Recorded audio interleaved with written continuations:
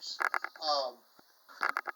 Now, and I hate to say this because I have my doubts about the whole disclosure movement, but I mean it could very well be that some government here on the planet has better information about the reality of extraterrestrials with us on Earth. It just hasn't really come out to the rest of us yet. I still have to wonder, though, whether or not, our definition of extraterrestrials and the universe and our reality is woefully lacking. Because it could very well be that we do have non-human entities on Earth with us, but maybe they've been here with us the entire time. That they are a part of Earth just as much as we are, and just as much as they are a part of the entire universe, so are we.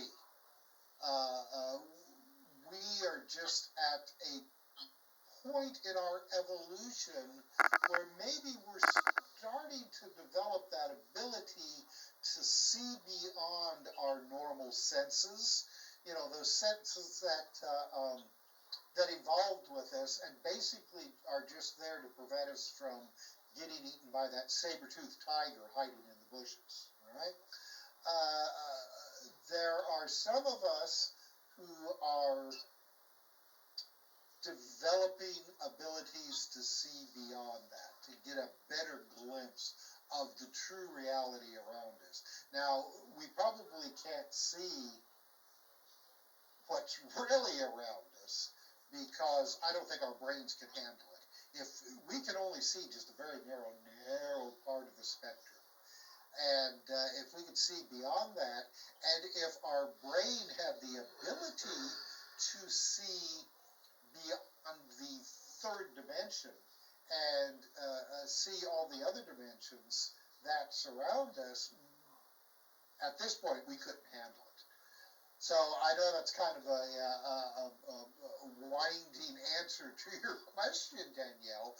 But going back to what you said, yeah, I mean, I think it is a possibility, but I have to question whether or not our definition of extraterrestrials is actually the reality.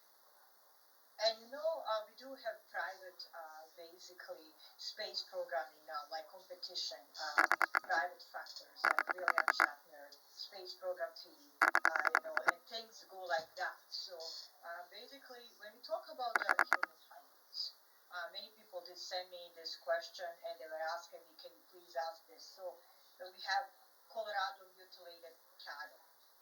When we talk about that, then we had issues in Australia. In 50s.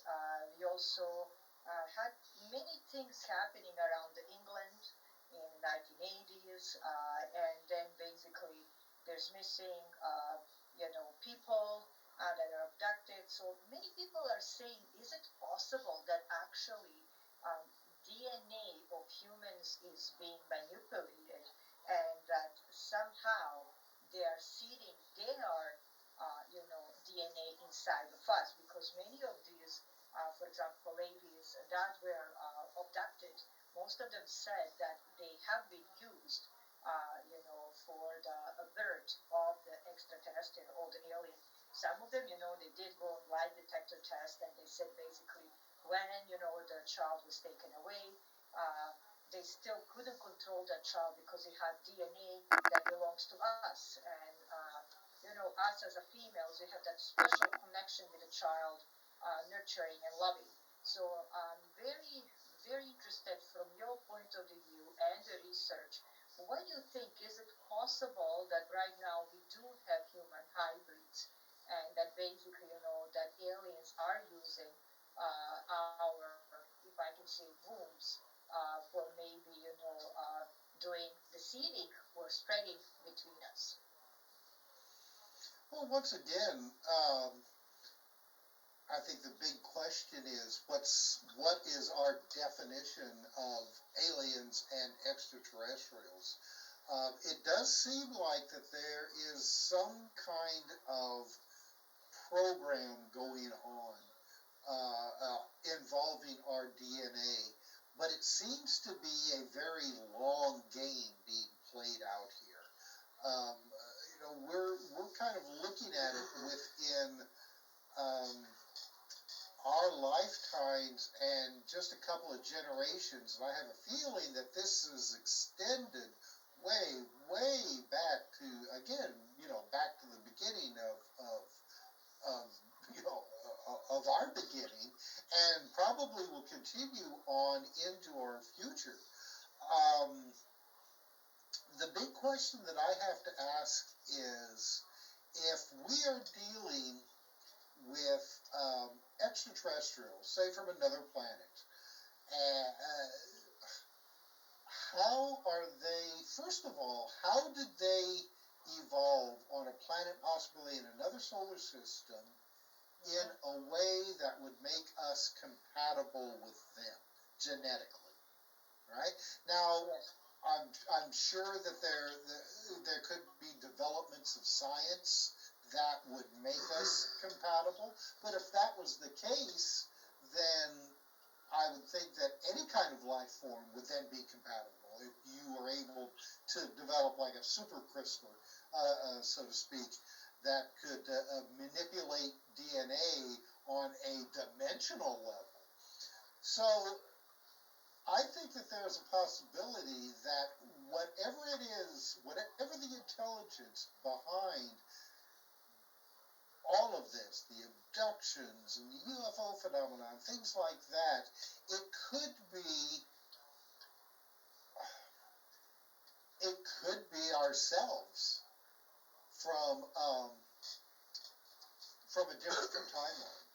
All right, which would would better soothe my curiosity on how these things would be genetically compatible with humans.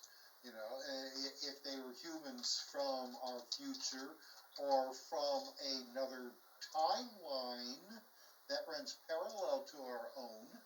Uh, uh, that to me would be a little bit more acceptable than a completely different alien species coming here and Mars needs women type of scenario. But so once again, I don't question the reports and the women who claim that they have had their fetuses taken away from them, or the men who have been taken aboard what appears to be craft and have had really frightening things done to them. I have to question though the source of what is going on, and whether or not, again, we are only getting just a very, very tiny tunnel visioned look at what's really going on. I have a lot of questions about the source of this phenomenon, but not as many questions on the reality that it is taking place. I don't know if that makes sense, because my explanation, kind of, goes around and around and around. But just because we are seeing and apparently dealing with non-human intelligence doesn't necessarily mean that non-human intelligence is strictly extraterrestrial. Before I pass the question to my colleague Paul, I have one very important question. I'll put the glasses so I can see better, that I can read better.